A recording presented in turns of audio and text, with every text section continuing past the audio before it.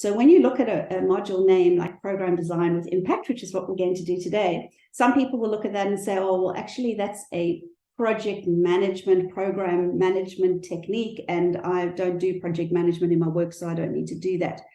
So Program Design with Impact is at heart, when most people talk about designing a project at the beginning, they're talking about usually like a project management technique.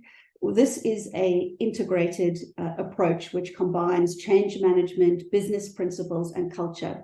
You know, how do you when you design a project and present it out to stakeholders, what is the perspective that they're coming from? Are they coming from a business perspective primarily? Are they a business leader?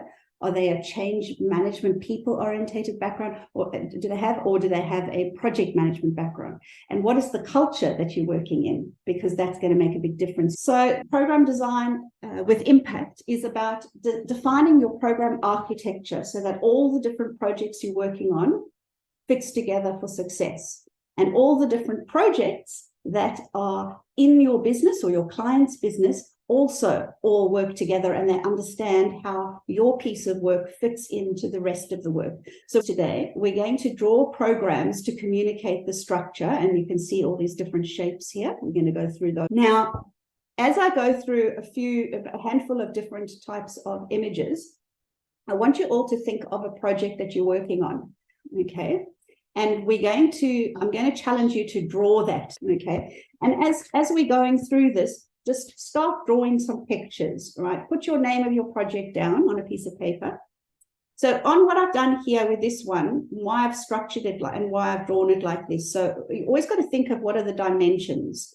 So this one, portfolio A was a whole portfolio of projects. Then PV2 was another portfolio of projects. Then there was a whole lot of M projects. And M projects were not managed in the same way. They were slightly different in that the division that we were working with did not have any responsibility for them, but they were highly interconnected. Okay.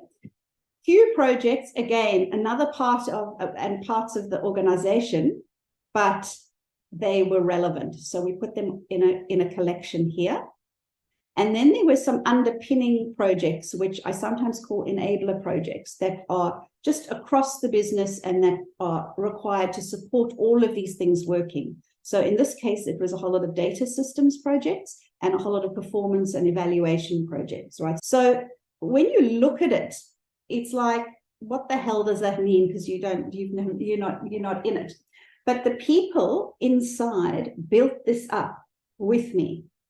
And it took 2 months because we took great care at trying to figure out how do all these projects fit together. And people were very overwhelmed by the amount of things going on. So what this starts to do is it starts to paint a picture of how everything fits together. So what I want you to add to your piece of paper as we're going, and just draw it in anyway, right? We're going to have a play with it. Add in all the other initiatives that are part of this project that you're working on, and then start adding any other projects that are related, so that perhaps other people in the organization are working on, other divisions are working on, other things that your client or your manager might be interested in, other things that might impact how you scope your project up front, and that you've got to take into account because they're doing some bits and therefore you've got to pick up the other bits. Okay, so just keep drawing on that piece of paper, writing down the names of the different projects. Okay, now I'm going to show you a few other diagrams.